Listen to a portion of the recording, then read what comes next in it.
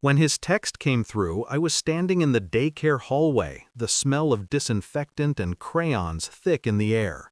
Moving to Spain with Claire. I emptied our savings. Good luck paying rent.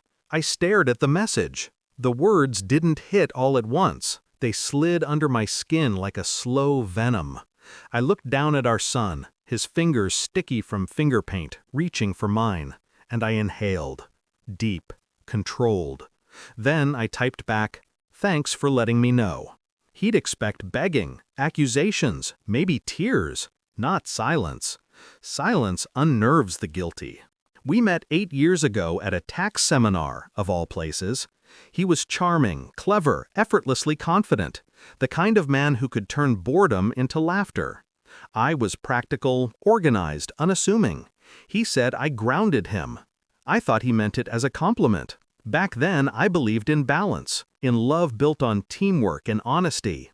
He believed in opportunity. I just didn't see that his definition involved loopholes and escape routes. The first crack appeared last winter. Late nights, new cologne, a different phone password. When I asked, he laughed it off. "You're paranoid," he said, brushing my cheek. But his eyes lingered too long on the lie. Then came Claire, his business associate. Too perfect, too available. She left digital fingerprints everywhere. A tagged photo here, a hotel receipt there. He didn't even hide it well. Maybe he wanted to get caught. Maybe he thought I wouldn't do anything if I did. He was right about the first part, wrong about the second. The night I confirmed everything, I poured myself a glass of wine and stared at our shared bank account on my laptop. The numbers glowed back at me, our future, our security, his leverage. That's when the calm settled in, the kind of calm that comes before a storm. I didn't rage, I didn't cry. I documented.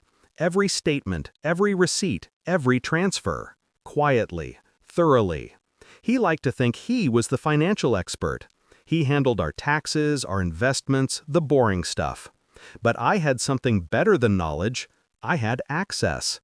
For weeks, I watched him drain accounts bit by bit, shifting money into a hidden offshore fund. He thought I wouldn't notice. He forgot I was the one who set up the online banking alerts. The plan came together like muscle memory, precise, step by step. First, I visited the bank. I didn't need to stop the withdrawals. That would spook him. I just needed to redirect them. So I opened a new account under our son's name, with myself as guardian. Then I moved what was left of the joint savings, a small but crucial amount, into that account, just enough to keep the pattern familiar. Next, I called our attorney, the quiet one he thought was my lawyer. What he didn't know was that I'd already hired her months ago, after the first lie.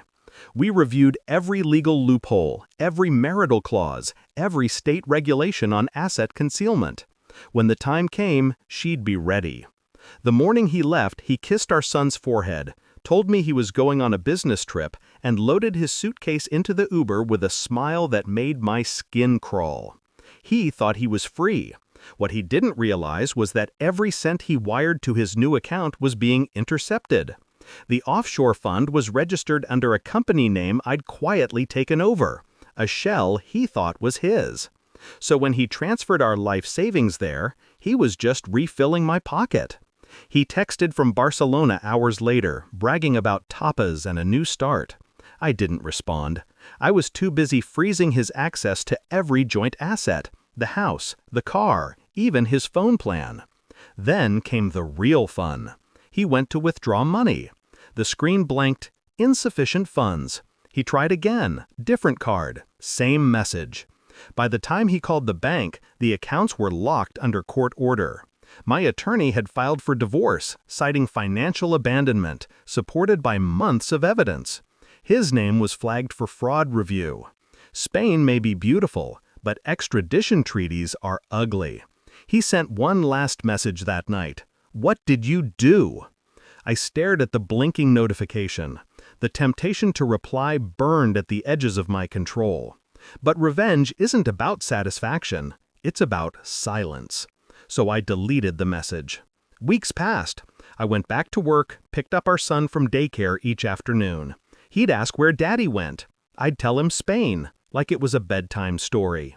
At night, after he fell asleep, I'd check the balance of the trust fund I'd created, our son's future, funded entirely by his father's betrayal. I never told anyone the full story. People only see the surface, a woman scorned, starting over. But the truth is quieter, colder. He thought he'd emptied me. He didn't realize I'd already emptied him. When I close my eyes now, I don't see betrayal. I see precision. And when he finally lands back here broke,